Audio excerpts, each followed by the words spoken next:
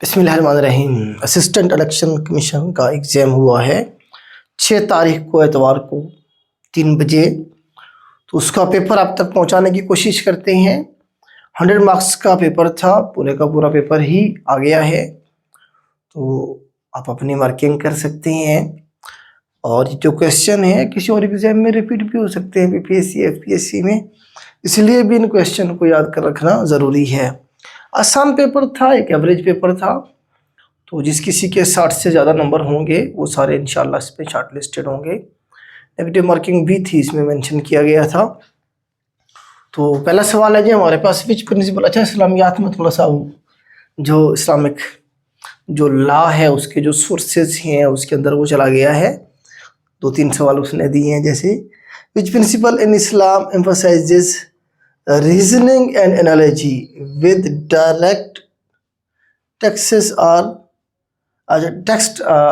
Absent. देखिए हमारा जो इस्लामिक लॉ है या जो शरिया है उसके जो आपके सोर्सेज जो हैं, सबसे पहले कुरान पाक है। डायरेक्ट जो इंफॉर्मेशन है, जो मैसेज है, वो दिया गया है कुरान पाक में, अल्लाह पाक की तरफ से डायरेक्शन दी गई है किसी भी हवाले से। उसके बाद जो चीज़ कुरान मजीद में नहीं है वो फिर सुन्नत, हदीस की शक्ल में, सुन्नत की शक्ल में वो हमारे पास मौजूद हैं, वो दूसरा हमारे पास सोर्स हो जाएगा हदीस का, सुन्नत का, ठीक है। और उसके बाद हमारे पास आ जाता है क़ियास, इज्मा, इज्तिहाद, ठीक है। तो उसी के हवाले से सवाल है ये कि जिस मतलब है कि उसने कहा है कि प्रिंसिपल वो जो कि डायरेक्टली जो है ना कुरान पाक में मौजूद ना हो, सुन्नत में भी ना हो, हदीस में भी ना हो। तो उसके बाद फिर हम क्या करें, मिसाल के तौर पे नबी पाक सल्लल्लाहु अलैहि वसल्लम के दौर में चर्च नहीं हुआ करती थी, उसके बारे में कोई डायरेक्टली अहकामात नहीं दिए गए कि ये चर्च हराम है पीना या नहीं है, या फ्यूम या इस तरह की कोई भी मतलब है कि चीज़। शराब हुआ करती थी, शराब के बारे में डायरेक्टली कुरान पाक में मैसेज मौजूद है, नबी पाक सल्लल्लाहु अलैहि वसल्लम ने भी एक्सप्लेन कर दिया हुआ है। लेकिन नशा है, चर्च, तो अब क्या होगा, जो उलमाए कराम हैं वो रीजनिंग देखेंगे, एनालॉजी मेंशन करेंगे कि नशा अगर हराम किया गया, शराब उस दौर में थी, अगर उस दौर में चर्च होती तो उसे भी हराम कर दिया जाता, रिजेंबल किया जाएगा उसे। तो ये क़ियास में वही हम देखते हैं एनालॉजी को, क़ियास इसका आंसर है। उसकी मिलती जुलती कोई चीज़ है या रीजनिंग को देखते हैं हम, ठीक है। तो क़ियास आप कहेंगे इसे, ठीक है, जिसमें एक चीज़ के बारे में अहकामात मौजूद हैं डायरेक्टली अल्लाह ताला की तरफ से, उसके मिलते जुलते कोई मतलब है कि गुनाह है, कोई चीज़ है, उसके बारे में अहकामात भी हम वही अज्यूम करेंगे जो उसके जो है ना एनालॉजी में क्या होता है, बेसिकली मिलती जुलती चीज़ें, ठीक है, लिंक मौजूद होता है इसमें। उसके बाद आप देखेंगे हमारे पास इजमा होता है। इजमा कहते हैं कंसेंसस को, मतलब जो उलमाए कराम हैं वो बैठ जाएंगे एक बात पे, वो कंसेंसस बना लेंगे कि जिस चीज़ के बारे में अहकामात अगर कुरान और सुन्नत में नहीं है और कोई मतलब है कि क़ियास भी मौजूद नहीं है, तो हम क्या करते हैं, इस जुर्म की ये सज़ा जो है ना जी, या ये जो है ना जी अहकामात इसके बारे में हो सकती हैं, ठीक है। तो वो क्या होगा जी, क़ियास होगा। इसी तरह से हमारे पास इज्तिहाद होता है। इज्तिहाद में वैसे बात इसमें वही होता है कि इस्लामी जो प्रिंसिपल हैं उनकी मौजूदगी में जो है ना जी कोई एक बंदा, कोई आलिम, मुज्तहिद जिसे कहते हैं, वो जो है ना जी अपनी डायरेक्शन दे के मैं ये समझा हूँ इस मामले में ये डायरेक्शन जो है ना जी सबसे बेहतर है, ठीक है। उसमें एक बंदा होता है, कंसेंसस में सारे उलमाए कराम मुत्तफिक हो जाएं किसी एक बात पे, किसी दौर के, ठीक है। और इजमा में क्या होता है, हमारे क़ियास में हमारे पास क्या होता है, क़ियास देखिए, क़ियास में हमारे पास क्या होता है, एनालॉजी, रीजनिंग देखते हैं, मिलती जुलती किसी चीज़ के बारे में डायरेक्शन मिली आपको डायरेक्टली कुरान पाक में, उसकी मिलती जुलती चीज़ के अंदर भी हम क्या करते हैं जी, क़ियास करके वही चीज़ इंप्लीमेंट कर देते हैं, ठीक है। इजमा में बहुत सारे उलमाए कराम इकट्ठे होकर बैठेंगे, उस दौर के जितने भी थे वो कंसेंसस बना लेंगे, एक चीज़ पे मुत्तफिक हो जाएंगे, यार ये इस तरह से है, इस तरह से ये होनी चाहिए, अदल और इंसाफ का जो पैमाना है उसे मद्देनज़र रखते हुए। इज्तिहाद में एक बंदा आलिम मुज्तहिद क्या करेगा जी, किसी नतीजे पे पहुंच जाएगा कि जी ये मामला है उसका और ये जो है ना मैं इस नतीजे पे पहुंचा हूँ। मुज्तहिद के लिए फिर वो कंडीशन भी है, वो इल्म भी जानता हो, फ़िक़ह के सारे मामलात के बारे में उसे पता हो, ठीक है, वो क्या करता है, इत्तेजाज तक करता है। तो 3 चीज़ें अक्सर ये पूछ ली जाती हैं, थोड़ा सा आपको बताना ज़रूरी था। कैलिफ के बारे में पूछा जी, जो किसी क्रेडिट है स्टैंडर्डाइजिंग कंपाइलेशन ऑफ कुरान। अब देखें 2 तरह के ये चीज़ें सवाल हैं यहाँ पे, मिक्स कर दिया। अब एग्जैक्ट स्टेटमेंट क्या थी आप लोग बता सकते हैं। एक है स्टैंडर्डाइजिंग और दूसरी है कंपाइलेशन। कुरान पाक को कंपाइल किया गया अबू बकर सिद्दीक साहब के दौर में, उन्हीं के हुक्म से, उन्हीं को क्रेडिट जाएगा, जिसे उर्दू में हम कहते हैं तदवीन उल कुरान। तदवीन और कुरान, ये मैंने अपने लेक्चर में भी एक्सप्लेन किया था। कुरान को एक किताब की शक्ल में कंपाइल करना यह अबू बकर सिद्दीक साहब का कारनामा था। हज़रत ज़ैद बिन साबित को ड्यूटी दी गई थी और हज़रत उमर फारूक साहब ने मशवरा दिया था। जंगे आप देखें कि वो जो मुनाफिकों का सरदार था, जंगे यमामा में बहुत सारे सहाबा कराम जो थे वो शहीद हो गए थे।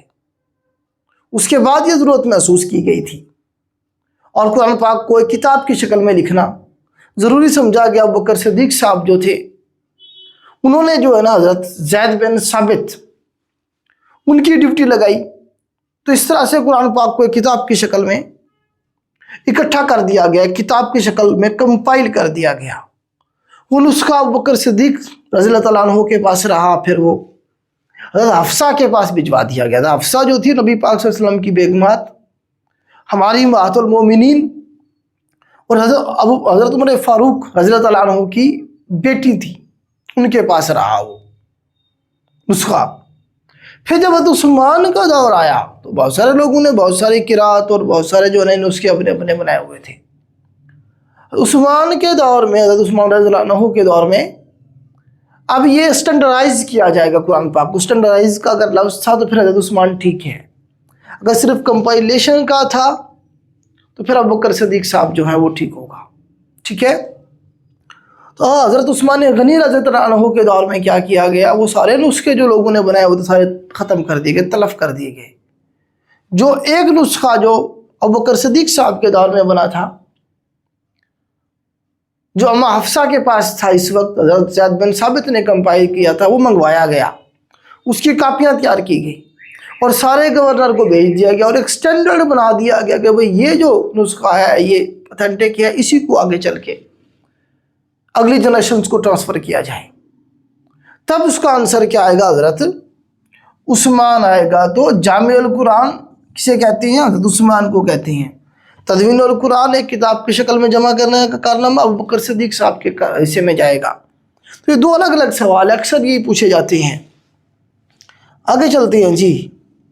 नेक्स्ट है जी हमारे पास, which school of thought emphasises strict adherence to अहादीस इन इस्लामिक जुरिस्प्रूडेंस। इसमें आप देखेंगे बेसिकली स्ट्रिक्ट, सख्ती के साथ, एडहेरेंस जिसका कनेक्शन होता है किसके साथ, हदीस के साथ।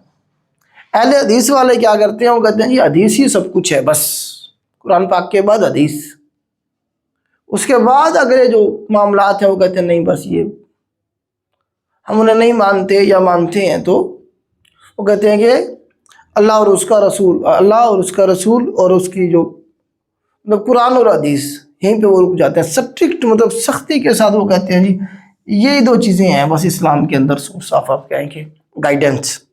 तो हम्बली इमाम अहमद बिन हम्बल का ये नज़रिया था, तो वो सख्ती के साथ वो जो है ना जी जुड़े हुए थे किसके साथ, हदीस के साथ।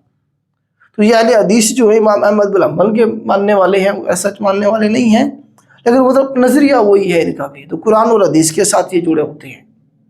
ठीक है, आप इसे कह सकते हैं किसी हद तक। और ये जो सऊदी अरब वाले लोग हैं वो मैक्सिमम वहाँ पे अमली हैं, सल्फी जिन्हें हम कहते हैं। विच कुरानिक सूरा is name after a profit and also contain stories of previous profit. अब इसका सही आंसर हज़रत हूद होना चाहिए था, हज़रत हूद अलैहिस्सलाम होना चाहिए था, लेकिन हूद ऑप्शन में ही नहीं है। अब एग्जैक्ट एग्जाम आपने दिया है तो आपको पता होगा कि हूद अलैहिस्सलाम ऑप्शन में था या नहीं था। अगर था तो इसका सही आंसर वही है बेटा। 6 सूरत हैं जो अंबिया किराम के नाम पे हैं, 3 तो ये हैं, यूसुफ है, नूह है और इब्राहीम है। मूसा अलैहिस्सलाम के नाम पे कोई सूरत नहीं है। इसके अलावा हज़रत यूनुस और उसके बाद हज़रत हूद 5 हो गए, और छठा हमारे पास हज़रत मोहम्मद सल्लल्लाहु अलैहि वसल्लम के नाम पे भी सूरत है। हज़रत नूह अलैहिस्सलाम के नाम पे जो सूरत है वो हज़रत नूह अलैहिस्सलाम का किस्सा है उसमें तो सारा। मेरे ख्याल से दूसरे किसी नबी के बारे में बात नहीं हुई है या प्रीवियस पैगंबरों के बारे में बात नहीं हुई है। ठीक है, तो इनमें से मेरे हिसाब से सही आंसर हज़रत हूद अलैहिस्सलाम होना चाहिए। हज़रत नूह मेरे हिसाब से नहीं, मुझे समझ आती बात। ठीक है ना, सूरह अल अंबिया जो है उसमें सारे नबियों के जिक्र मौजूद है, या तो वो मौजूद होनी चाहिए थी इस ऑप्शन में, या स्टेटमेंट के अंदर इशू है, स्टेटमेंट सही नहीं यहाँ पहुंची है हम तक। ठीक है, तो आप लोग इसे देखेंगे, अगर स्टेटमेंट ऐसे ही है तो फिर हज़रत हूद अलैहिस्सलाम ऑप्शन में होना चाहिए था। ठीक है, अगर स्टेटमेंट में डिफरेंस था तो फिर ऑप्शन इनमें से कोई हो सकता है। विच टर्म डिस्क्राइब कंसेंसस, आ गया जी अगेन कंसेंसस। मैंने आपको क्या कहा था जी, इजमा। इजमा में कंसेंसस बना लेते हैं उस दौर के उलमाए कराम या जो है ना जी सारे जो फिकाह के लोग हैं, सारे एक बात पे मुत्तफिक हो जाते हैं जी, इसका जो है ना जी ये रिजल्ट या ये इसका जो मामला है वो इस बात पे सारे हम इत्तफाक करते हैं। विच सूरा is called the constitution of Muslim state, कोई किसी सूरत को हम मुस्लिम स्टेट का कॉन्स्टिट्यूशन नहीं कहते हैं। इसकी भी स्टेटमेंट के अंदर इशू है जो हम तक पहुंची है, वहाँ कुछ और स्टेटमेंट होगी, लेकिन इसका जवाब सूरह अल बकरा ठीक है।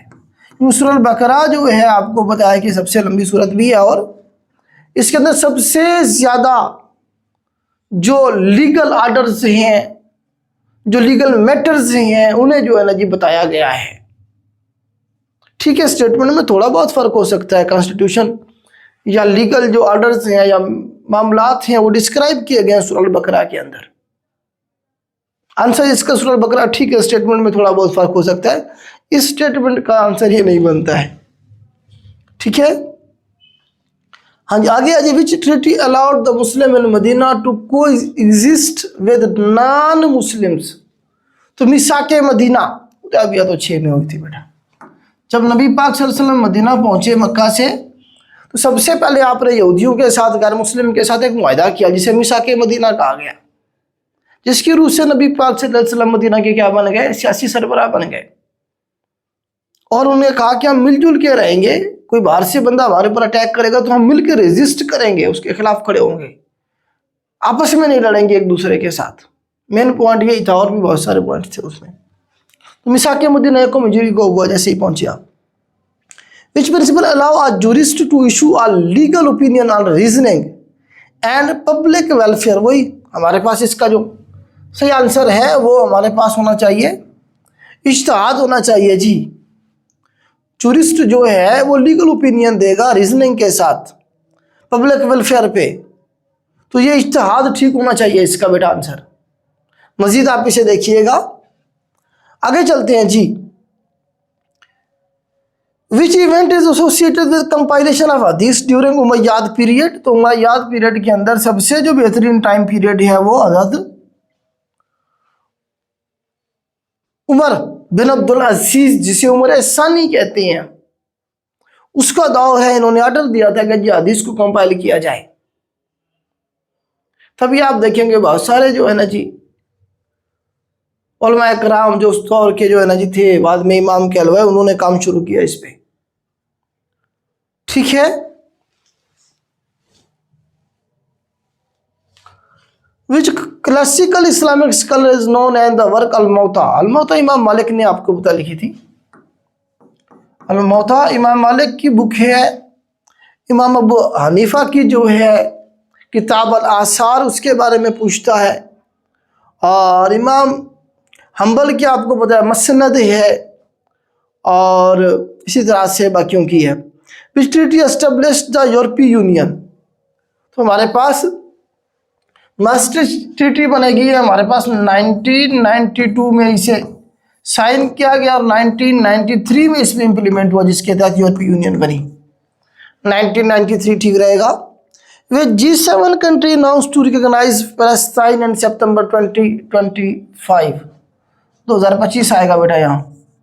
तो ये जो है ना जी फ्रांस, कनाडा और यूके, ये 3 मुल्क हैं और तीनों G7 में है। तीनों ने क्या किया था, एक्सेप्ट किया था फ़लस्तीन को। ठीक है, तो ये इन तीनों में से कोई ऑप्शन था, मेरे ख्याल से फ्रांस मौजूद था पेपर में। What is primary goal of WTO, world trade organization? इसका काम क्या? इंटरनेशनल ट्रेड को फैसिलिटेट करना है।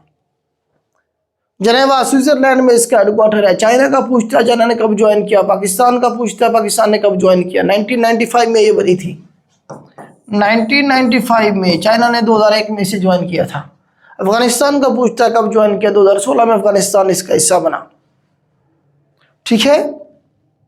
Which country is the host of European leaders summit 2025? इसका सही आंसर बेटा यूके है।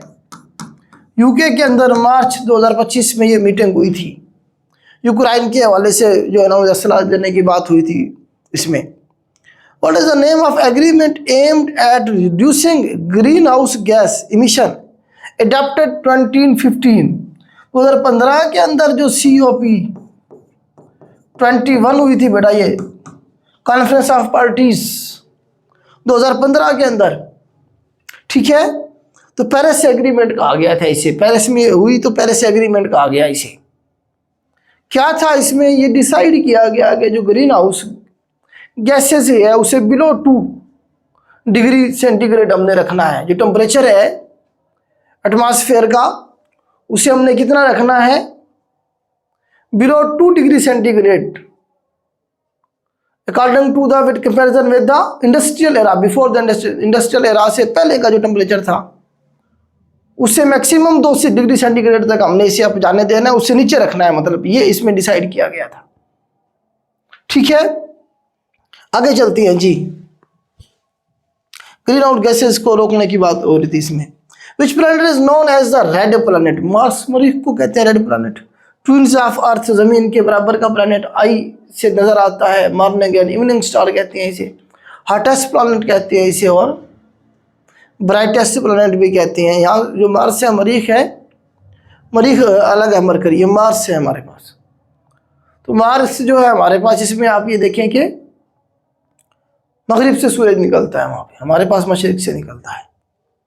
Which river is longest in the world? दरिया नील दुनिया का सबसे लंबा दरिया है। कितनी इसकी लेंथ है? 6650 किलोमीटर। अमेज़न दूसरा है 6400 और यंगजी तीसरा है 6300 किलोमीटर। मिसिसिपी को चौथा कह देते हैं लेकिन कुछ लोग इसे नहीं मानते। हाँ जी, नेक्स्ट है जी diplomatic rift between India and Canada stemmed from which event? तो हरदीप सिंह नज्जार, ये थे जी, एक सिख थे, खालिस्तान मूवमेंट से इनका ताल्लुक था। हरदीप सिंह नज्जार, तो इनकी जो है ना कत्ल कर दिया गया, असैसिनेट कर दिया गया। कहाँ? कनाडा के अंदर। इंडिया की जो राह है उसका ये कारनामा था, वहां जाके मारा इन्होंने बंदा अपना। खालिस्तान मूवमेंट, आपको पता है इंडिया से अलग होना चाहते हैं, वो खालिस्तान बनाना चाहते हैं। इसीलिए जो है ना जी फिर इनके मामला खराब हो गए थे कनाडा के और इंडिया के। विच, ये तो जाते इसकी बात है। Which major international sporting games event was held in Chengdu in August 2025? तो ये वर्ल्ड गेम का नाम था, world games, international world game इस तरह से था। चाइना में हुआ ये। चिंगू जो है ये चाइना का आप कह लें इलाका है। ठीक है। विच AI model was released recently? तो ChatGPT 5.1 ये जो है रिसेंटली इंट्रोड्यूस करवाया गया है। वो इस current PM of Azad Kashmir? तो करंट फैसल मुमताज़ राठौड़ साहब हैं जी। ठीक है, मेरे ख्याल से इसे ना कोई ठीक करना चाहिए क्योंकि बने हुए भी ने काफ़ी टाइम हो गया है। अब जो लोग पिछड़ा लगा के आए वारों लखा देख लें, अब जो है या ये लगा के आए हैं वो भी पता करें। एप्लीकेशन लिखिए कमीशन, इसे इलेक्शन कमीशन को जी, ये ठीक होना चाहिए, ये आंसर सही होना चाहिए। नेक्स्ट है जी हमारे पास what is the national animal of Pakistan? Markhor है, आपको पता है सारा। Which Pakistan university was ranked among top 100 in Asia in 2025? तो 2 यूनिवर्सिटी आई थी जी हमारी, नेस्ट और कायद आजम यूनिवर्सिटी। नेस्ट का तो ऑप्शन ही नहीं है, बल्कि यहाँ हमारे पास कायद आजम यूनिवर्सिटी का ऑप्शन है, तो कायद आजम यूनिवर्सिटी ठीक होगा। वो इस current chief minister of GB तो यार मोहम्मद हैं, अभी बनाए गए हैं। तो इसका जो आंसर है वो गुलबर खान हो सकता है। गुलबर खान इसका आंसर हो सकता है क्योंकि ये अभी चेंज हुआ है। पहले गुलबर खान साहब थे और ये अभी लगाए भी केयर टेकर गए हैं अर्जी तौर पे। Objective resolution was moved by which PM of Pakistan, Liaquat Ali Khan साहब ने 1949 में 1949 में ऑब्जेक्टिव रेजोल्यूशन करारदाद मकासद जो थी असम्बली में पेश करके 12 मार्च को इन्होंने उसे एक्सेप्ट करवा लिया था। Which Pakistani economist is known as architect of country 1973 economic policies and nationalisation. इसके अंदर बेटा महबूब उल हक किसी सूरत में भी नहीं बनता है, ये लगाया हुआ है बच्चों ने आंसर। महबूब उल हक तो इसके खिलाफ था नेशनलाइजेशन पॉलिसी के। भुट्टो के साथ उसका मसला यहीं से खड़ा शुरू हुआ था 70 में, वो तो छोड़ गया था 71 में पाकिस्तान, कनाडा चला गया था उधर वर्ल्ड बैंक की तरफ। तो वो तो इस पॉलिसी के अंदर था ही कोई नहीं, तो महबूब उल हक तो नहीं बनता है। डॉक्टर मुबशिर हसन साहब थे जिन्होंने सारा ये चलाया था और नेशनलाइजेशन वो करना चाह रहे थे, और ये भुट्टो को जो है ना उसने लेफ्ट की जो सोशलिस्ट जो इकोनॉमी है उसकी तरफ धकेल दिया था। तो मुबशिर हसन शाह साहब जो थे ये ऑप्शन में होना चाहिए, मेरे ख्याल से होगा, पेपर में हो सकता है या हम तक ना पहुंचा हो सही उसके ऑप्शंस। अगर वो ऑप्शन में था तो वो इसका सही आंसर है। हाँ, इसके स्टेटमेंट भी मसला हो सकता है भाई, ये जो है ना जी वो कौन सा बंदा है जिसने क्रिटिसाइज किया भुट्टो की सारे मामलात को, वो कौन सा इकोनॉमिस्ट था। फिर महबूब उल हक ठीक हो सकता है, वो तो क्रिटिसाइज करते थे, कहते थे पूरी की पूरी इकोनॉमी का बड़ा फर्क हो जाएगा, और हुआ भी सही, एकदम से हमारी जो इकोनॉमी थी वो बैठ गई थी। ठीक है, तो इसका गुलाम इसहाक जो थे, इसहाक खान साहब, इसका ऑप्शन किसी हद तक हो सकता है अगर स्टेटमेंट से, क्योंकि ये उस वक्त क्या थे भुट्टो के दौर में स्टेट बैंक के क्या थे, गवर्नर थे। स्टेट बैंक के जो गवर्नर होता है वो भी अपना इनपुट देता है पॉलिसियाँ बनाने में और सारे मामलात में। गुलाम इसहाक खान उस वक्त गवर्नर थे स्टेट बैंक के। बाकी नई मुल्क सब तो आजकल की हैं, अब्दुल हफीज़ पीरजादा साहब भी नहीं थे। ठीक है, अब्दुल हफीज़ पीरजादा के हवाले से देखेंगे ये उस वक्त इनके पास फाइनेंस की मिनिस्ट्री नहीं थी और कोई मिनिस्ट्री थी इनके पास, ये भी बस पार्टी से इनका भी ताल्लुक था। Famous objective resolution was passed in Pakistan constituent assembly in which year. वही ऑब्जेक्टिव रेजोल्यूशन वाला गया है 1949 के अंदर। ठीक है, किसने जी ऑब्जेक्टिव रेजोल्यूशन वो गया सवाल, तो वो पेश किसने की थी, मूव किसने की थी, ठीक कौन से साल में पूछा गया है यहाँ 1949 के अंदर। ठीक है, लियाकत अली खान साहब। Kashmir dispute between Pakistan and India was first formally brought in the UN. 1 जनवरी 1948 को नेहरू साहब जो थे, जवाहरलाल नेहरू लेके गए थे इस इशू को यूएनओ में कि जी पाकिस्तान ने हमला कर दिया है, पाकिस्तान काबे से है। Which constitutional amendment restore parliamentary democracy after general Zia martial. तो 13वीं अमेंडमेंट है जी 1997, ये नवाज शरीफ साहब ने किया था, क्योंकि जिया ने 8वीं तरमीम करके 8th अमेंडमेंट के अंदर क्या किया था जी 58(2)B को इंट्रोड्यूस करवा दिया कि जी प्रेसिडेंट जो है वो असेंबली को तोड़ सकता है। फिर तमाशा बना रहा पाकिस्तान में, गवर्नमेंट गिराई जाती रही उसके तहत। फिर नवाज शरीफ साहब जब मेजॉरिटी में आए तो इन्होंने क्या किया, उसे ख़त्म कर दिया। सारी पावर किसके पास चली गई, प्राइम मिनिस्टर के पास चली गई 13वीं अमेंडमेंट के अंदर। फिर मुशर्रफ आया, उसने जो है ना क्या कर दी, फिर 17वीं अमेंडमेंट कर दी, उसने फिर सारे इख्तियार अपने पास रख लिए। फिर ये जो भुट्टो साहब, ये जरदारी साहब आए, इन्होंने 18वीं तरमीम की, उसमें फिर दोबारा से वो इख्तियारात और असम्बलियाँ तोड़ने के जो मामला थे वो दोबारा से प्राइम मिनिस्टर को दे दिए गए। ठीक है, अब प्राइम मिनिस्टर के पास ही है। Which constitutional article provide for the fundamental right of the citizen. ये तो 8 से आर्टिकल 28 सबको पता है, फंडामेंटल राइट्स के बारे में बात की जा रही है, जो डिफाइन किए गए आर्टिकल, ये चैप्टर 2 बनता है। Which party won last election in UK. UK के अंदर लास्ट इलेक्शन जो है वो लेबर पार्टी ने जीता था, केयर स्टारमर जो है उसका ताल्लुक लेबर पार्टी से है। Which Islamic month was called month of migration. रबीउल अव्वल में आप नबी पाक सल्लल्लाहु अलैहि वसल्लम देखिए, नबी पाक सल्लल्लाहु अलैहि वसल्लम हिजरत करके जब गए थे 27 सफ़र को निकले थे, सफ़र के बाद क्या होता है? रबीउल अव्वल होता है। तो आप 12 रबीउल अव्वल को किधर पहुंचे थे? मदीना पहुंचे थे, मतलब 12 दिन चलते रहे। हिजरत करके आप रबीउल अव्वल के अंदर हिजरत करके पहुंचे थे कहाँ जी? मदीना में। तो 12 रबीउल अव्वल से आप रबीउल अव्वल याद रखेंगे कि माइग्रेशन हिजरत का जो साल है वो कौन सा है? रबीउल अव्वल। महीना अगर पूछे तो कौन सा होगा जी? रबीउल अव्वल होगा। हिजरत का साल देखेंगे तो 622 AD। हाँ जी, नेक्स्ट है जी हमारे पास, विच पाकिस्तान ने बिकेम न्यू, पाकिस्तान कब न्यूक्लियर स्टेट बना था? 28 मई 1998 को हमने ऑफिशियली इसका ऐलान किया था। यही आप साल याद रखेंगे। फाटा मर्जर KP के 25वें अमेंडमेंट के तहत हुआ था। मुस्लिम लीग नून की हुकूमत थी और शायद खाकान अब्बासी साहब क्या थे? उस वक्त प्राइम मिनिस्टर थे। 2018 की बात है ये। As per constitution right to information जो है प्रोवाइडेड इन द आर्टिकल, जी राइट टू इंफॉर्मेशन जो है आर्टिकल 19A है। वहाँ मेरे ख्याल से शायद 19 था, 19 नहीं 19A के अंदर ये है। 18वीं तरमीम में इसे ऐड किया गया। इससे पहले सिर्फ बस वही था, फ्रीडम ऑफ स्पीच एक्सप्रेशन था पहले। 19 आर्टिकल 19 के अंदर वही है। यूक्रेन का कैपिटल कीव है, सबको पता है जी, Kyiv. First female Mount Everest climber Pakistan Samina Baig 2013 के अंदर इन्होंने माउंट एवरेस्ट को सर किया था। What is the name of highest plateau in Pakistan? तो दोसाई प्लेटू जो है दुनिया का दूसरा हाईएस्ट प्लेन और पाकिस्तान का हाईएस्ट प्लेन या प्लेटू है।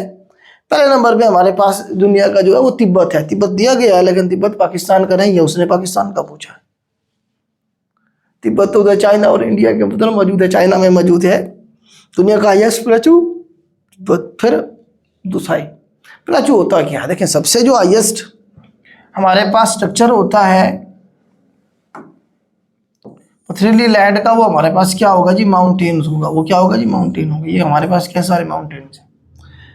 इसकी जो हाइट है वो आपकी 1000 मीटर से लेके 8000 8,500 तक वो माउंट एवरेस्ट तक चली जाती है।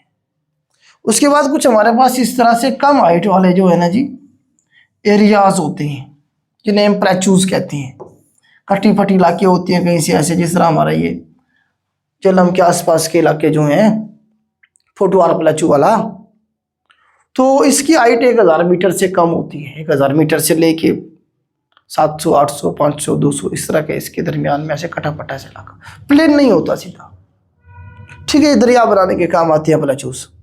तो यहाँ प्लेटूज की बात हो रही है। इसकी जो हाइट है उससे ज़्यादा है दोसाई की।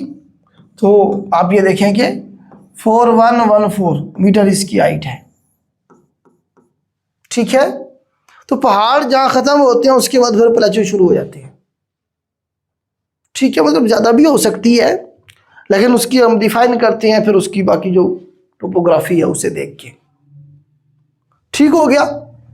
दोसाई प्लेन्स दुनिया के दूसरे हाईएस्ट प्लेन्स हैं या प्लेटूज हैं और पाकिस्तान के फर्स्ट हाईएस्ट। और लार्जेस्ट प्लैनेट वाला आवर सोलर सिस्टम, तो जुपिटर सबसे बड़ा जो है ना जी हमारे पास प्लैनेट है साइज के एतबार से। इसके तरतीब एम वैम जे सन, ये तरतीब है, ये अरेंजमेंट है, एम वैम जे सन। तो जुपिटर सबसे बड़ा है। दूसरे नंबर पे सैटर्न है साइज के एतबार से। दूसरे नंबर पे सैटर्न है, फिर यूरेनस है, फिर नेपच्यून है, फिर आप इधर आ जाते हैं। ठीक है, सबसे छोटा हमारे पास मरकरी है। पूछ लेता है boxer, which gas do plants take in for photosynthesis? Photosynthesis के लिए कार्बन डाइऑक्साइड चाहिए जी प्लांट्स को। दिन में जो हम कार्बन डाइऑक्साइड मतलब है कि इंसान या जानवर खारिज करते हैं, वो जो है जो प्लांट्स हैं वो ऑब्जर्व कर लेती हैं और बदले में हमें ऑक्सीजन दे रहे होते हैं। तो कार्बन डाइऑक्साइड ठीक है। व्हाट कम नेक्स्ट, इसमें सीरीज दी गई थी। ये कितने का डिफरेंस है जी? 23 का है। इधर कितने का है जी? देखें ज़रा, 25 का है। 5 और 4 9। इधर कितने का है जी? 27 का है। तो अगला कितना होगा जी? 29 का होगा। 9 और 7 कितना हो जाएगा? 6। ठीक है, और 16 1 हो गया। और उसके बाद हमारे पास 6 और 2 8, 8 और 1 9, और उसके बाद जो है वन, देखें ये नहीं है, इसमें स्टेटमेंट में इशू है, देखें 196 है बेटा, ये इसमें जमा करेंगे 27 तो 196 बनेगा। इसमें 29 जमा करें, 9 और 6 15, 1 9 और 2 11 और 1 12, 1 225। नेक्स्ट हमारे पास 225 होगा। ठीक है, एक नंबर छोड़ के उसके बाद ये चल रही है सीरीज।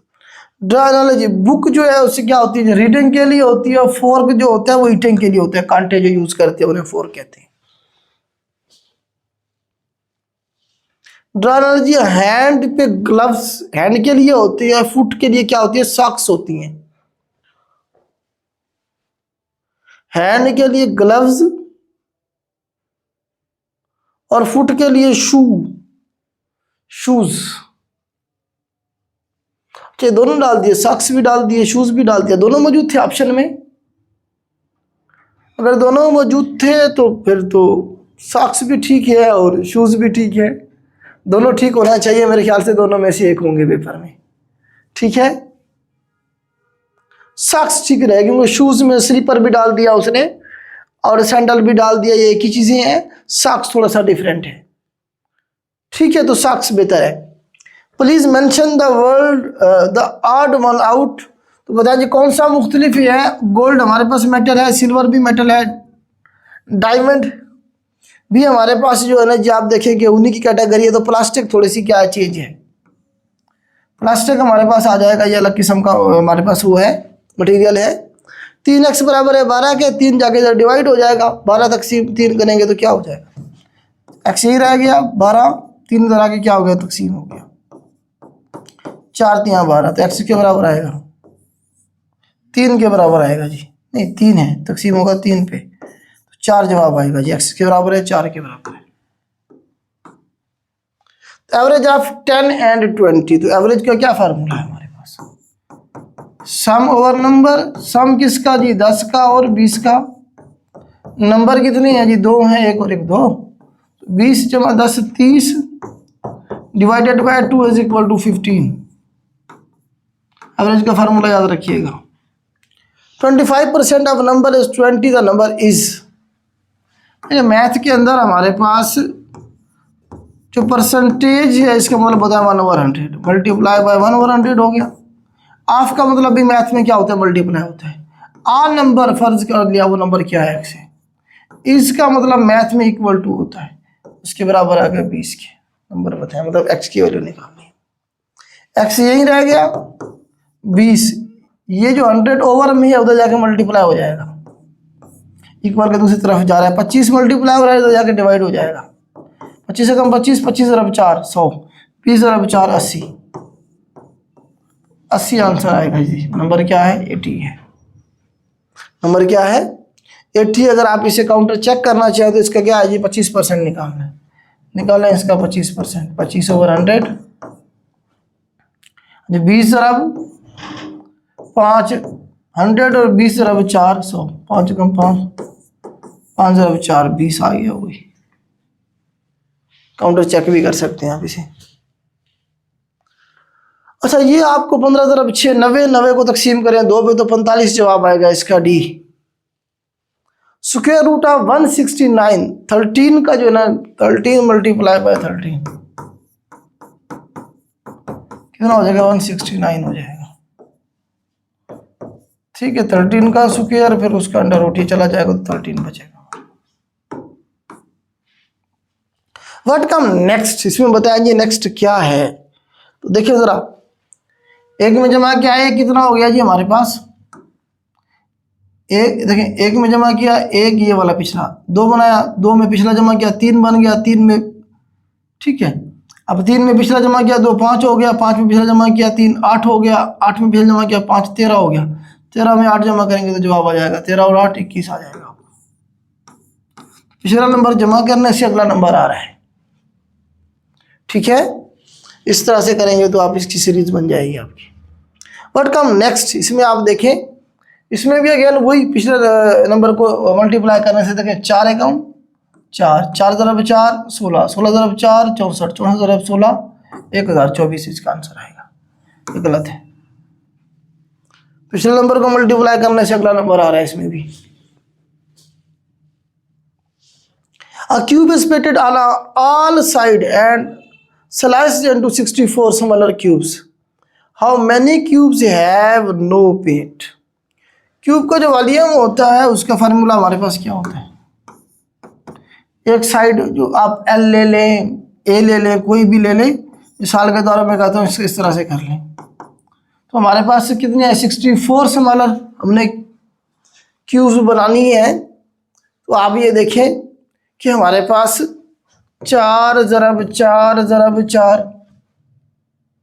हो जाएगा कि ये हमारे पास 64 हो जाएगा ना। 4 × 16 तो 64 से कर सकते हैं। 4 की ताकत 3, मतलब ये है कि जो हमारे पास साइड आई एक वो कितनी है? जो उसकी 4 है। क्यूब की हमारे पास शेप इस तरह से होती है।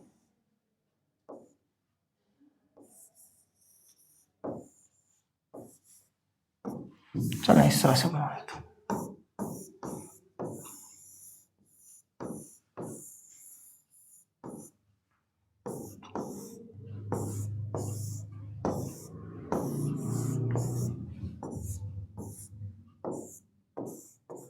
इस तरह से कर लें। इस तरह की हमारे पास क्यूब होती है। उसने कहा कि हमारे पास जो है ना जी एक बड़ी क्यूब है, उसमें से हमने क्या करना है? A cube is painted on all sides and sliced into 64 smaller cube. 64 smaller cube में हमने लेके जाना है how many cubes have no paint. इसके लिए फार्मूला अगर हम यूज करें तो n-2 का जो क्यूब है ये इसका फार्मूला आएगा। n का मतलब यह साइड है, तो 64 स्मॉलर बनानी है तो इसका मतलब ये है कि एक साइड जो है उसके अंदर कितनी बन सकती है? मजीद 4 बन सकती हैं। इस तरह से क्या लें आप? 4 × 4 × 4, ठीक है। तो n हमारे पास क्या है? 4 है। 4 - 2 की ताकत 3, 2 की पावर 3 बचेगा और 2 × 2 × 2 8 आपका आंसर आ जाएगा। ठीक है, ये है जी फार्मूला। मैंने बताया कि जब आपके कोई भी साइड जो है ना जी नो पेंट, क्यूब ऐसी जो नो पेंट हो, जिसका कोई पेंट ना हो। If it takes 6 men 8 hours to dig a hole, ये प्रोपोर्शन का सवाल है। इक्वल का निशान लगाएं। सबसे पहले मैंने बताया था आपको, देखिए हमने मालूम करना है हाउ मेनी आवर्स। पहले कितनी आवर्स है? 8 आवर्स है। अब हमने आवर्स निकालनी है। कितने बंदे हैं जी? पहले 6 बंदे हैं। अब कितने बंदे हैं? 4 बंदे हैं। रिलेशन देखें, 6 बंदे एक काम को, एक होल को भर रहे हैं कितने घंटों में? 8 घंटों में। बंदे 6 के बजाय कितने हो गए? 4 हो गए। 2 बीमार हो गए, रोटी खाने चले गए, कहीं भी चले गए, ये छोड़ के चले गए काम। तो बंदे अब 4 रह गए, तो क्या उसी होल को फिल करने में उन्हें वही 8 घंटे लगेंगे? ज़्यादा टाइम लगेगा? थोड़ा टाइम लगेगा? कॉमन सेंस क्या कहता है आपका? ज़्यादा टाइम लगेगा। तो एक चीज़ कम हुई, दूसरी बढ़ रही है, रिलेशन इनवर्स है। तो क्या किया हमने? सिर्फ उसकी जगह रिप्लेस कर दी। सर्कल किया, इक्वल के करीब करीब वालों को आपस में मल्टीप्लाई करें, बाहर वालों को आपस में करें, आपका जवाब आ जाएगा। 4x = 6 × 8, x = 6 × 8 divided by 4। 4 × 4, 4 दूनी 8, 6 दूनी 12, 12 घंटे लगेंगे जी उन्हें। ठीक है, प्रोपोर्शन का क्वेश्चन था। सबसे आसान तरीका ये करने का। इफ अ मैन वॉक, देखिए मैंने आपको ये करवाए हुए हैं सवाल, जो हमारे बच्चे थे उन्हें मैंने इस तरह का सवाल भी करवाया हुआ था। जब भी डायरेक्शन वाला कोई सवाल आ जाए, सबसे पहले जो है ना क्या करें जी, इस तरह का स्केल बना लें। सामने हमेशा आपके नॉर्थ होता है, बैक साइड पे साउथ होता है, फिर ऐसे वही लिखें वेस्ट और ईस्ट। जो बंदा चलाना है आपने उसे सेंटर से, ये सेंटर यहाँ से चलाना शुरू करना है। तो ये मैन जो है ना जी वॉक करता है 3 किलोमीटर नॉर्थ, यहाँ से 3 किलोमीटर चलाओ नॉर्थ की तरफ। कितने किलोमीटर चलाओ? 3 किलोमीटर चलाओ नॉर्थ की तरफ। कितना? 3 किलोमीटर। 4 किलोमीटर टू ईस्ट, यहाँ से फिर वो 4 किलोमीटर ईस्ट की तरफ चला। ये ईस्ट की तरफ कितना चला? वो 4 kilometre. And then 3 kilometre south, फिर यहाँ से वो 3 किलोमीटर साउथ की तरफ चला। How many kilometre is he walked from the starting point? अब सवाल देखें जरा। अब उसने कहा how many kilometre he has walked from the starting point. अब सवाल की स्टेटमेंट ही गलत है, यहाँ देखें जरा, या फिर ऑप्शन गलत है। उसने कहा जी बताएं वो स्टार्टिंग पॉइंट से कितने किलोमीटर चला, तो वो ये 3 किलोमीटर ये चला, 4 ये चला, 7 7 और 3 10, टोटल कितने किलोमीटर चला उस स्टार्टिंग पॉइंट से? 10 किलोमीटर। 10 किलोमीटर का उसने ऑप्शन ही नहीं दिया।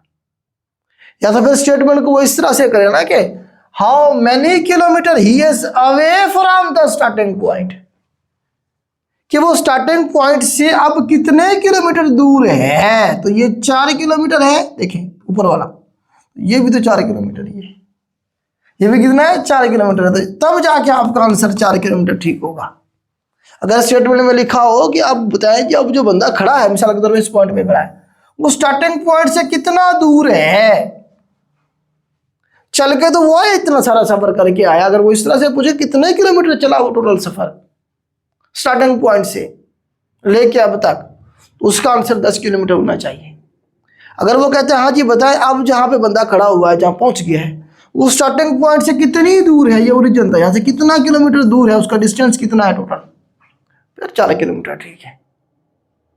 ठीक है, असल में हमारे पास जो सवाल आते हैं वो बच्चे आके भेजते हैं, तो उसमें कहीं ना कहीं मिस्टेक रह जाती है। एग्जैक्ट स्टेटमेंट तो पेपर में थी ना, लेकिन पेपर वाला भी मिस्टेक कर सकता है, ऐसा तो नहीं है कि वो जो है ना जी मिस्टेक नहीं कर सकता। इंसान है हम सारे, हम सबसे गलती हो सकती है। A person shall be disqualified on the ground of a defection etc under the article 63 है। ठीक है, 62-63 में जाके जो है ना जी आपने अक्सर देखा होगा। इसमें बेसिकली नवाज शरीफ साहब ने ये ऐड किया था कि जो है ना जी कोई बंदा जो फ्रूट क्रॉसिंग करता है, मिसाल के तौर पर पीटीआई के बंदा जाके अगर नून लीग को वोट दे आए किसी भी जो है ना जी इंपॉर्टेंट इशू के ऊपर, तो वो क्या हो जाएगा जी, डिस्क्वालीफाई कर दिया जाएगा। ये 63A के अंदर था। अब मेरे ख्याल से उन्होंने शायद उसे चेंज कर दिया या ख़त्म कर दिया है, थोड़ा बहुत इसमें कुछ ना कुछ छेड़छाड़ की है। Election to fill seat in the senate allocated to each province shall be held in accordance with the system by mean single transfer whatever। Proportional representative होती है वैसे जो सेनेट के अंदर जो होता है ना, पार्टी की लिस्ट भी नहीं होती, डायरेक्ट वोट भी नहीं होते, शो ऑफ हैंड भी नहीं होता। जो सेनेटर होते हैं उनकी प्रोपोर्शनल रिप्रेजेंटेशन होती है। ठीक है, उन्हें जो है ना आप देखिए जो प्रोविंशियल असेंबलीज हैं वो भी वोट करती हैं, उन्हें जो है नेशनल असेंबली भी वोट कर रही होती है। इस तरह से चलता है उसका परा। ठीक है, Chief Election Commissioner and the member of Election Commission are appointed by the President in the manner provided under Article of the Constitution। तो आर्टिकल 213 के तहत जो है ना जी प्रेसिडेंट जो है वो चीफ इलेक्शन कमीशनर लगाता है और उसके जो मेंबर होते हैं उन्हें अपॉइंट करता है। आर्टिकल 25 जो होता है वो इक्वलिटी ऑफ सिटीजन है, रूल ऑफ लॉ है, इक्वल प्रोटेक्शन ऑफ लॉ। ठीक है, ऑल ऑफ दीज आएगा इसमें। वो 25A है एजुकेशन वाला, कंपल्सरी एजुकेशन वाला, वो 18वीं तरमीम में ऐड किया गया था। When was the Constitution of Pakistan 1973 enforced? 14 अगस्त 1973 को इन्फोर्स किया गया। Who advised the president on the matter of national importance? तो प्राइम मिनिस्टर भी कर सकता है और कैबिनेट भी कर सकती है। ठीक है, दोनों ओके हैं। Constitution of Pakistan consist of the article, basically जो उसकी कैबिनेट होती है, प्राइम मिनिस्टर भी तो उसी का हिस्सा ही होता है। Constitution of Pakistan total article कितने हैं? 280 थे। इतना आसान सवाल। Article claim that the president has to be head of the state, article 41 general जो पेपर हो रहा होता है उसमें पूछता है। आर्टिकल 1 जो है उसके मुताबिक जो प्रेसिडेंट होता है वो आर्मी का भी और जो है ना जी मुल्क का भी हेड ऑफ द स्टेट होता है। आर्टिकल 10A के अंदर क्या होता है? Right to fair trial.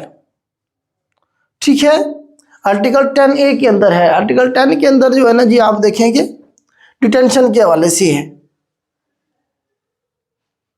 इसको जबरदस्ती नहीं बिठा सकती आप, 24 घंटे के अंदर आपको अदालत के सामने पेश करना पड़ेगा वो सारा। Under which article it shall be duty of all executive authorities to assist the commissioner and the commission in discharge of their function. तो आर्टिकल 220 के अंदर बताया गया कि इलेक्शन कमीशन जिस डिपार्टमेंट से बंदे चाहे ले सकता है वो असिस्ट करेंगे। ठीक है, किससे? जी इलेक्शन कमीशन को। जिस तरह से अभी आप देखें कि जब इलेक्शन हुए तो उसमें जो आरओ लगाए गए या मतलब जो लोग उसमें इलेक्शन करवा रहे थे उनमें सोशल सिक्योरिटी डिपार्टमेंट से ही बंदे मंगे हुए थे। किसी भी डिपार्टमेंट से जो है ना जी वो ले सकते हैं। Any right which has been provided by the constitution of 1973 is called fundamental right. ठीक है, जो कॉन्स्टिट्यूशन ऑफ पाकिस्तान देता है राइट पाकिस्तान के शहरियों को क्या कहेंगे, उन्हें फंडामेंटल राइट कहेंगे। ठीक है। पार्लियामेंट कंसिस्ट ऑफ, तो पार्लियामेंट किस चीज पे मुश्तमिल होती है, नेशनल असेंबली पे, सेनेट पे, प्रेसिडेंट भी उसका हिस्सा होता है। ठीक है, तो ये डी ऑप्शन ठीक है। सेनेट के जो मेंबर हैं 96 हैं। Election assembly shell be held with in 60 days on expiry, अगर टर्म मुकम्मल हो गया। आपको मैं एग्जांपल देता हूँ ताकि याद रह जाए। शहबाज शरीफ साहब ने जो है ना जी 1 दिन पहले 2 दिन पहले असेंबली तोड़ दी थी, अगर वो ना तोड़ते तो वो एक्सपायर हो रही थी। एक्सपायर अगर हो जाती तो 60 दिन के अंदर अंदर इलेक्शन करवाने पड़ते इन्हें। कानून ये कहता है, करवाए ना करवाए इनकी मर्जी है, कानून ये कहता है। लेकिन अगर जो डेट एक्सपायरी है उससे 1 दिन पहले शहबाज शरीफ साहब ने असेंबली तोड़ दी थी, तो कल वैसे एक्सपायर हो रही है, आपको क्या जरूरत थी तोड़ने की? क्यों तोड़ी गवर्नमेंट ने? 1 घंटे पहले भी तोड़ सकता है, उससे 30 दिन एक्स्ट्रा मिल जाते हैं। फिर जो इलेक्शन होंगे वो 90 दिनों के अंदर होंगे। अगर असेंबली तोड़ दी जाए, डिसॉल्व कर दी जाए, तो फिर 90 दिन के अंदर इलेक्शन करवाना जरूरी होता है। तो बेसिकली 30 दिन और एक्स्ट्रा लेना चाह रहे थे। ठीक है, इसलिए वो तोड़ दी थी 1 दिन पहले या 2 दिन पहले। ठीक है। अच्छा, उसमें election to fill vacant, senate के जो इलेक्शन है वो 30 दिन के अंदर अंदर होते हैं। सेनेट में अगर कोई सीट खाली हो जाए, वैकेंट हो जाए, तो 30 दिन के अंदर अंदर इलेक्शन करवाना होता है उधर। Choose the correct surname of abundant, abundant को मतलब कसरत, ज्यादती, किसी चीज का भरमार। प्लेंटीफुल का मतलब भी यही होता है। स्केयर का मतलब थोड़ी होता है, किसी चीज के स्केयरसिटी से निकला। लिमिटेड का मतलब भी थोड़ा होता है। रेयर का मतलब भी थोड़ा होता है। ये अबंडेंट के एंटोनिम तो हो सकते हैं, सिनोनिम नहीं हो सकते। Choose the correctly punctuated sentence, it's raining outside, take an umbrella.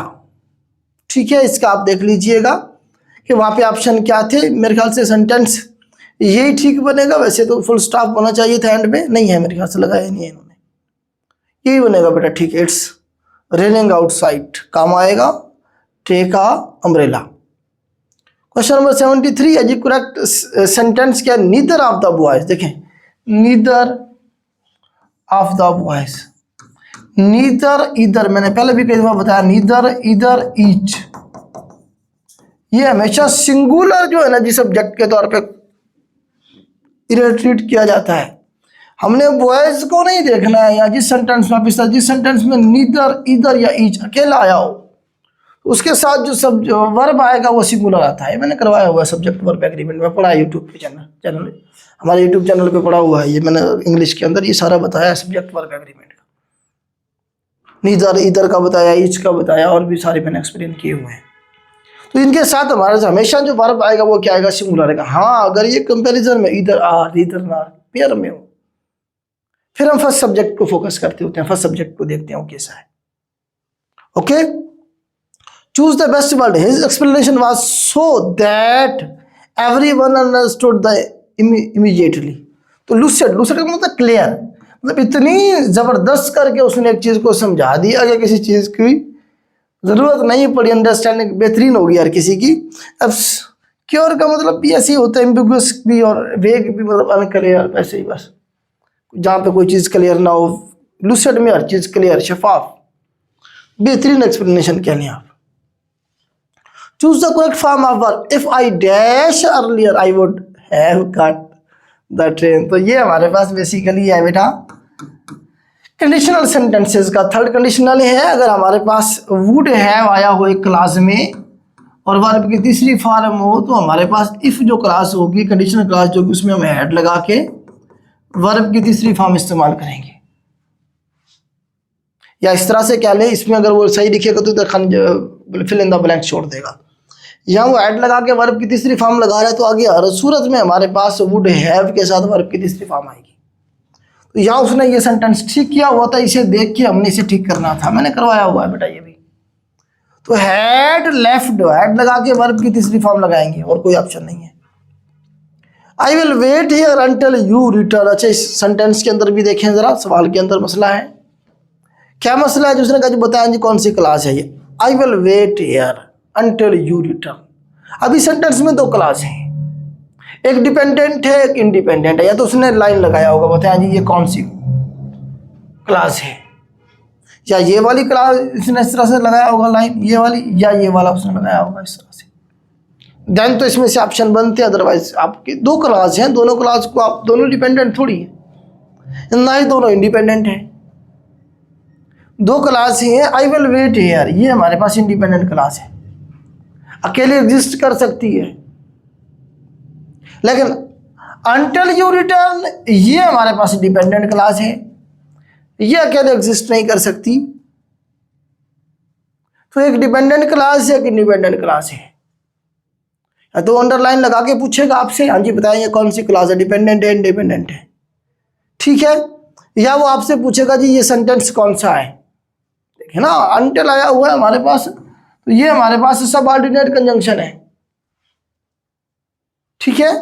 तो ये आप देखें कि हमारे पास जो कॉम्प्लेक्स सेंटेंसेस होते हैं उनमें से एक कैटेगरी है ये, उनके दरमियान में लगती है ये, ठीक है। अब आप देखिएगा सवाल में क्या था, आपको याद हो जाएगा, रिकॉल हो जाएगा आपको पूरा सवाल। Choose a correct word, book is to reading and fork is to eating, again repeat हो गया। चूज द करेक्ट, मैंने कहा गिव अप, गिव अप छोड़ देना, सरेंडर कर देना, ठीक है। To increase, to support, to postpone, to surrender, ठीक है। चूज द करेक्ट प्रपोजिशन, ये keen learning new language, on new languages आ जाएगा हमारे पास, ऑन, ये keen on learning new languages, on आएगा, ठीक है। सेलेक्ट द स्पेलिंग अकोमोडेट, अच्छा ए और बी के स्पेलिंग मुझे तो सेम लग रहे हैं, आप देखिएगा ACCOMMO, ठीक है। DAT दोनों के सेम है और बी के, फर्क क्या है इसमें, स्पेलिंग ये ठीक है। मार्क आप देख लीजिएगा आप कौन से ऑप्शन में ठीक था। इलेक्शन कमीशन के हवाले से सवाल है जी, is empowered to declare a poll void under which section of the election act, section 9 के अंदर मौजूद है। Election commission is empowered under which section of the, under section 95 के अंदर है, उसे बताया गया जी आप क्या कर सकते हैं जी, पोलिंग स्टेशन से हैं, या मतलब है कि रिकाउंटिंग के हवाले से चीज़ें सारी उसके पास होती है। स्क्रूटनी जो है वो रिटर्निंग ऑफिसर करता है, RO करता है।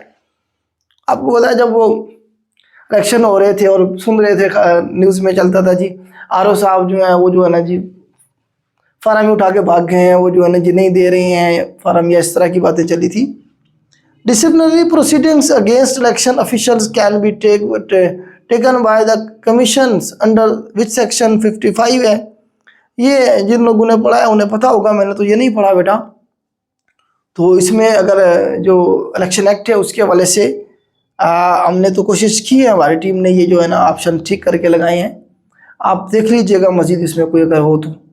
मेरे ख्याल से ये ठीक लगाए गए हैं, आप इसे काउंटर चेक करना चाहें, कहीं पे डाउट हो तो आप कर सकते हैं। सिर्फ ये वाला पोर्शन इलेक्शन एक्ट वाला, बाकी मैंने खुद करवाया बेटा, आपको समझा दिया सारा कंसेप्ट के साथ, ठीक है। Commission has power to punish for contempt under which section, section 10 के तहत, under section 206 what is minimum age of ticket must be awarded to the political parties 5%। अच्छा वुमेन के लिए, वुमेन के लिए कम से कम कितनी जी होनी चाहिए जी, वो कहते हैं जी 5% सीट कम से कम जो है ना आप क्या करें जी, वुमेन को अलाट करें।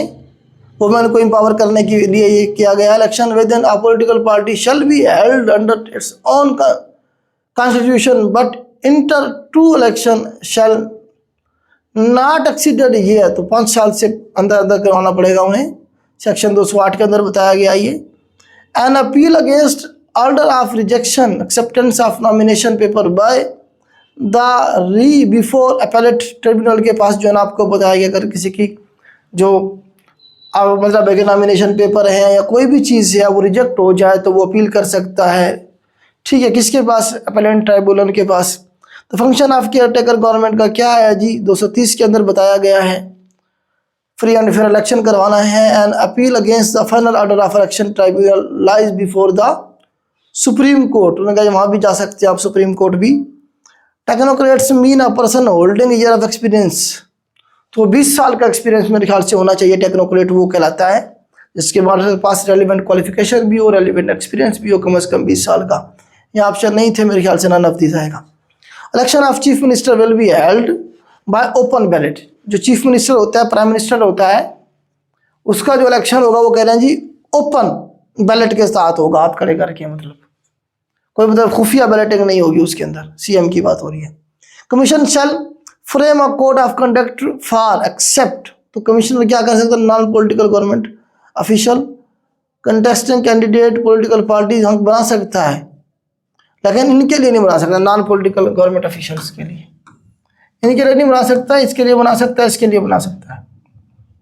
Election act 2017 was adopted on which month? तो अक्टूबर में अडॉप्ट किया गया था। Which of the following is true with regard to election agent under election? Both and it refers to the person appointed by a candidate as his election agent. It may refer to the candidate themselves too. हाँ ठीक है, इसमें उसने बताया गया है कि जो इलेक्शन एजेंट होता है, किसी को भी पार्टी का कोई भी बंदा किसी को भी खड़ा कर सकता है अपनी मर्जी से, भाई मेरी तरफ से नुमाइंदा, ये आप अलग वोट देने जाते हैं तो हर पार्टी का एक नुमाइंदा मौजूद होता है ताकि उनका एतबार रहे कि हाँ जी ये बिल्कुल फेयर एंड फेयर हो रहा है काम, काउंटिंग शाउंटिंग भी और बाकी चीज़ें भी, कोई दो नंबरी नहीं हो रही है। With regard to the urban election areas, which of the following is not to be divided? Consensus block, ward, exceptional circumstances, mohalla. Consensus block, which of the following is not to be divided? Consensus block है जिसका answer under the election act government means which of the following? All of this. Government का मतलब क्या होता है जी? Local government भी आ जाएगी, provincial government भी आ जाएगी, फेडरल गवर्नमेंट भी आ जाएगी।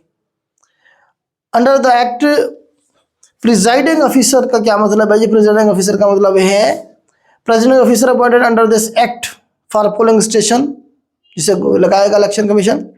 N assistant presiding officer performing the function of presiding officer. जी असिस्टेंट प्रेसिडेंट ऑफिसर भी जो है प्रेसिडेंट ऑफिसर के जो है ना ड्यूटी अदा कर सकता है। बोथ ही एंड भी ठीक है इसका। The return of election expenses of return candidate shall be submitted to the form C के अंदर होता है। Alteration in election programme is mentioned in section 58 के तहत होता है। तो ये बेटा आपका पेपर था, इसके अपनी मार्किंग करें, जिसके 60 से ज़्यादा नंबर हैं वो अगले फेज की तैयारी करें। ठीक है, आज के लिए इतना ही। अल्लाह हाफिज़।